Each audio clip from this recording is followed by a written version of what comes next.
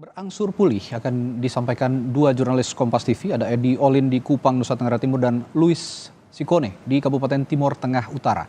Informasi perbaikan infrastruktur ini akan dikerjakan PLN dan Kominfo yang akan disampaikan oleh Edi Olin terlebih dahulu dari Kupang. Edi, sudah normalkah jaringan listrik di Kupang dan juga jaringan komunikasi? Baik, Radit dan juga saudara, selamat siang. Upaya perbaikan jaringan listrik telah dilakukan oleh petugas PLN sejak hari pertama pasca badai Seroja. Upaya perbaikan itu telah membuahkan hasil di mana semalam sesuai hasil pantauan kami di sejumlah kawasan utama seperti di Kelurahan Nolava, Kelurahan Fatululi, itu aliran listrik mulai menyala. Namun sejauh ini aliran listrik yang nyala tersebut belum normal.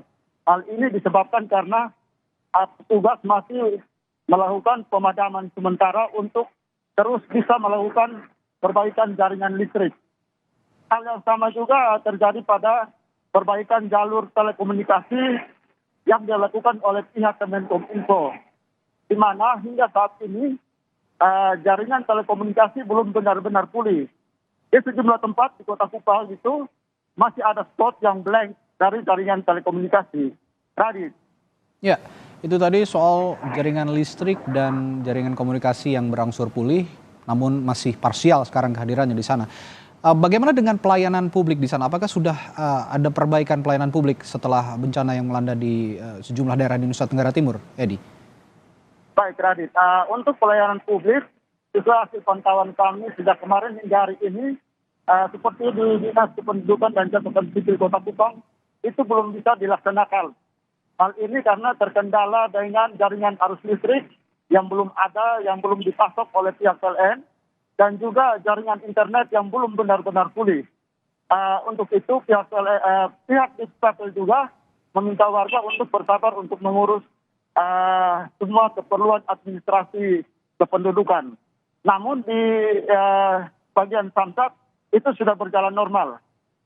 Untuk di Dinas Kependudukan dan Catatan Sipil Kota Kupang, warga diminta bersabar sekitar 1 minggu. Dan berikut petikan wawancara kami dengan Yunus Jackson Oben selaku Kepala Bidang Pemanfaatan Data dan Inovasi Pelayanan Dinas Kependudukan Catatan Sipil Kota Kupang. Sampai dengan saat ini jaringan listrik sudah menyala, tapi jaringan komunikasi internet ini atau jaringan data ini yang bermasalah. Sedangkan mungkin kita semua sudah tahu bahwa Dukcapil bekerja dalam jaringan atau daring, sehingga saat ini pelayanan yang bersifat online atau yang dalam jaringan ini belum dapat kami layani.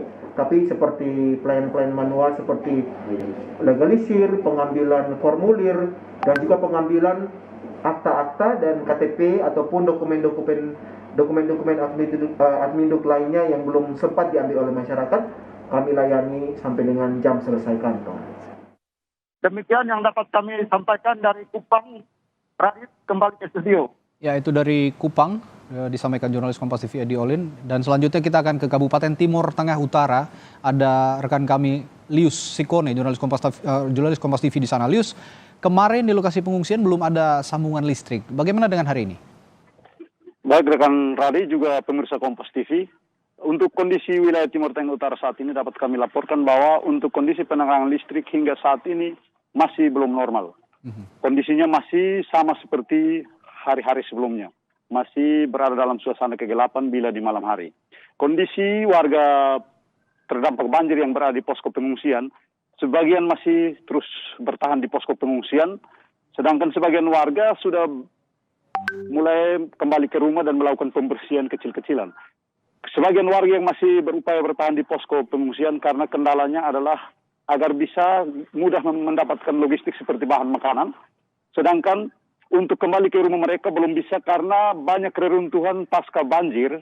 Dampak banjir meninggalkan reruntuhan yang banyak sehingga untuk membersihkan puing-puing yang berada di rumah harus membutuhkan sistem kerja yang gotong royong untuk bisa menyelesaikannya dalam waktu yang singkat.